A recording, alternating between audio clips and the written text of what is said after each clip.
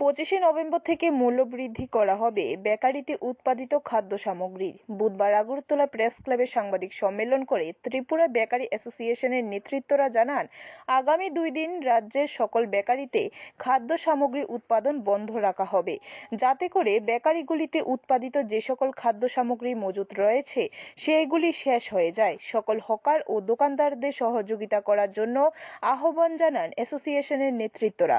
তারা আরও জানান, বহুদিন ধরে লোকসানে চলছে বেকারিগুলি, তাই দ্রব্যমূল্য বৃদ্ধি বাজারে বেকারিতে উৎপাদিত খাদ্য সামগ্রীর মূল্য সামান্য বৃদ্ধির সিদ্ধান্ত গ্রহণ করা হয়েছে।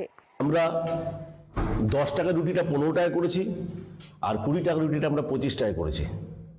আর আমরা বনটা যেটা আমরা আগে 20 টাকা বেচতাম, সেই বনের প্যাকেটটা আমরা করেছি 25 টাকা। যে ব্রেডটা আমরা মানে 250 গ্রাম যে ব্রেডটা আমরা আগে বেচতাম 30 টাকা, এটাকে করেছি আমরা 35 টাকা। আর কেকের ক্ষেত্রে আমরা সেম 5 টাকা বেরিয়েছি, যে ওজন তাই ছিল সেটা 10 টাকাটা 15 টাকা করেছি, 20 টাকাটা 25 টাকা করেছি। আর আমরা একটা ড্রাই কেক বেছি 90 থেকে 100 গ্রাম, সেটা 10 টাকা ছিল, সেটা আমরা 15 টাকা করেছি। আমরা সেরকম কিছু বাড়াইনি। এই সামান্য বাড়ানোতে যদিও ইন্ডাস্ট্রিটা টেকে, সেটাই আমরা আশা করছি। আগামী দিনে আরও বাড়বে, সেই অনুযায়ী সেই হিসাব চিন্তা করে আমরা রেটটা। ব্যুরো রিপোর্ট, খবর ত্রিপুরা।